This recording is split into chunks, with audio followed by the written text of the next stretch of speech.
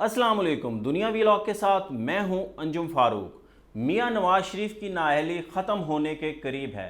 मुस्लिम league नून ने announce किया है कि आइंदा इलेक्शन में वो वज़ीर आज़म के उम्मीदवार होंगे। पीटीआई को बहुत बड़ा धचका लगा है। इलेक्शन की तारीख देने का इख्तियार सदर से लेके इलेक्शन कमीशन को सौंप दिया गया है। आज कौमी असम्बली के अंदर इलेक्शन एक्ट 2017 के अंदर 3 बहुत अहम तरामीम की गई हैं। सेक्शन 57, 58 और 232 के अंदर ये तरामीम हुई हैं। 232 के अंदर क्या लिखा गया है मैं आपको बताता हूँ। तरमीम के तहत किसी भी अदालत के फ़ैसले या हुक्म के तहत सज़ा याफ्ता शख्स फ़ैसले के दिन से 5 साल के लिए नाअहल होगा। आइन के आर्टिकल 62(1)(f) के तहत नाअहली भी 5 साल की होगी। आइन में जिस जुर्म की सज़ा की मुद्दत का तयन नहीं किया गया वहाँ पे भी नाअहली 5 साल से ज़्यादा नहीं होगी और मुतलका शख्स पार्लियामेंट और सूबाई असम्बलियों का मेंबर बनने का जो है ना वो अहल हो जाएगा। ये तरामीम बहुत अहम होंगी, ये तरामीम बहुत ज़रूरी होंगी, मगर मेरे हिसाब से ये मियां नवाज शरीफ और जहांगीर तरीन के लिए की गई हैं। वैसे भी अगर किसी कानून के अंदर सुकम हो या कॉन्स्टिट्यूशन के अंदर सुकम हो वो दूर होना चाहिए। नाअहली नहीं लिखी है तो लिखनी चाहिए। ये जब सदारती रेफरेंस आरफ अरवी साहब ने भेजा था 63A के ऊपर कि जो लोग मुनहरिफ हुए हैं तो उनकी नाअहली की मुद्दत क्या होगी, तो उसके अंदर भी सुप्रीम कोर्ट ने कहा था कि ये फ़ैसला करे पार्लियामेंट की इनकी मुद्दत क्या होगी। तो मेरे हिसाब से जो असूल 63A के लिए लागू हुआ है वही 62(1)(f) के तहत लागू होगा। उससे पहले 62(1)(f) के ऊपर साकिब निसार की अदालत ने ताहयात नाअहली की थी, तो अब उसकी मुद्दत 5 साल कर दी गई है। तो इसलिए मियां नवाज शरीफ साहब जो है ना वो क्लियर होते नज़र आ रहे हैं। तो ये जो अब कानून बनाया है सेनेट से पहले ही पास हो चुका है, आज कौमी असम्बली ने पास कर दिया है, उसके बाद अब ये सदर साहब के पास जाएगा। जो आरिफ अलवी साहब हैं वो तो हज के लिए जा चुके हैं और इस वक्त जो कायम मकाम सदर हैं वो चेयरमैन सेनेट सादिक सिंजरानी हैं और वो हुकूमत के इत्तेहादी हैं।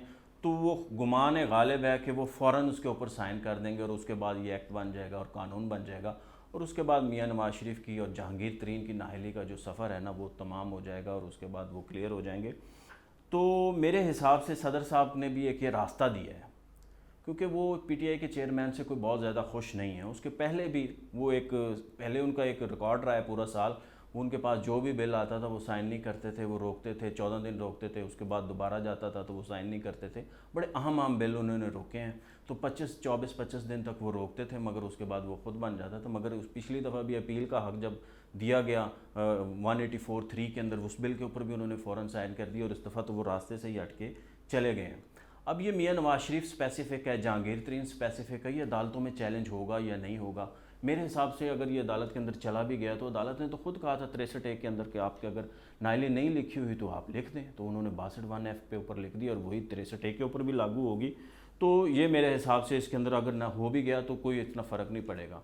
अब सवाल यह है कि मियां नवाज शरीफ जो है ना वो नेक्स्ट इलेक्शन के लिए अहल होंगे या नहीं अहल होंगे। मेरे हिसाब से सूरत हाल उसी तरफ जा रही है कि वो शायद अहल होंगे, क्योंकि उनकी बरीयत हुई है। कल एक केस के अंदर बरीयत हुई है जो लाहौर का एराजी केस था, जौहर टाउन का, उसके अंदर बरीयत हुई है।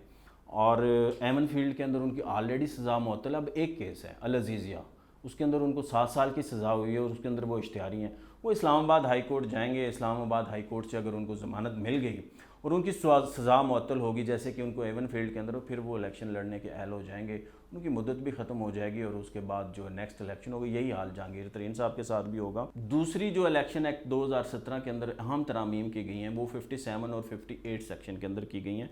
57 सेक्शन की में जो तरमीम उसके तहत इलेक्शन कमीशन आम इंतखाबात की तारीख़ और या तारीख़ों का ऐलान करेगा। इलेक्शन की तारीख़ से मुतल्लिक़ इलेक्शन कमीशन की सदर से मुशावरत भी ख़त्म कर दी गई है और इलेक्शन एक्ट की जो सेक्शन 58 है उसके अंदर जो तरमीम की गई है उसके अंदर ये प्रोग्राम के अंदर इलेक्शन शेड्यूल अगर अनाउंस हो गया उसके प्रोग्राम को चेंज करना है वो इख्तियार भी उसको दे दिया गया। ठीक है, ये इख्तियार बड़ा अगर दे दिया गया तो अच्छा है, मगर बात ये है कि हम इलेक्शन कमीशन जो है ना हमारा बाख्तियार नहीं है, वो सियासी इन्फ्लुएंस के अंदर रहता है। आप बाकी मुल्कों के अंदर देखें, हमें यहाँ पे इंटरम सेटअप लेके इसीलिए लेके आना पड़ता है क्योंकि हमारा इलेक्शन कमीशन बाख्तियार नहीं है, वो सियासी असर और रसूख के अंदर होता है। अगर वो बाख्तियार हो जाए तो हमें ये इंटरम सेटअप जो है ना लाना ही ना पड़े। अमेरिका में क्या होता है, सदर वही होता है, इलेक्शन हो जाते हैं तो नया इलेक्शन आ जाता है, बल्कि 3-4 माह रहता है। सितंबर में इलेक्शन होते हैं, जाके दिसंबर के अंदर जनवरी के अंदर जो है ना नया सदर ओथ उठाता है। इंडिया के अंदर भी यही है, उनका इलेक्शन कमीशन बहुत स्ट्रॉन्ग है तो वहाँ पे भी इंटरम सेटअप नहीं आता। इंग्लैंड के अंदर भी यही सेटअप है। अगर जब तक आप अपने इलेक्शन कमीशन को बाख्तियार नहीं करेंगे, सियासी असर और रसूख से नहीं निकालेंगे, तो ये मामलात इसी तरह ही चलते रहेंगे। अगर हमने अपने इंतखाबात को शफाफ बनाना है और उसके तरीक़ेकार के ऊपर कोई एतराज़ ना करे, कोई मोतरज़ ना हो इलेक्शन होने के बाद, तो हमें इलेक्शन कमीशन को बाख्तियार बनाना है, ज़्यादा से ज़्यादा बाख्तियार बनाना है, उसको मज़ीद इख्तियार देने हैं। मगर हमारे यहाँ कोई इज़्ज़त ही नहीं करता इलेक्शन कमीशन की। एक साबिक़ प्राइम मिनिस्टर थे, वो भी बहुत तनकीद किया करते थे। आज के जो प्राइम मिनिस्टर हैं या इनके भाई हैं नवाज शरीफ साहब हैं, वो भी किसी ज़माने में बहुत तनकीद करते थे। पीपल्स पार्टी भी किसी ज़माने में बहुत तनकीद करती थी। वो 2013 के अंदर कहती थी ये आरओज़ का इलेक्शन हुआ है, ये मानते ही नहीं है। हमारी ये रीत है, जब इलेक्शन हो जाता है तो उससे जो है एक राह फ़रार इख्तियार करते हैं, दूसरों के ऊपर इल्ज़ाम लगाते हैं, इलेक्शन कमीशन को के ऊपर एतराज़ करते हैं। तो ये नहीं होना चाहिए। अगर हमें पाकिस्तान को आगे लेके जाना है तो इलेक्शन कमीशन को बाख्तियार बनाना होगा। मुझे दीजिए इजाज़त। अल्लाह हाफ़िज़।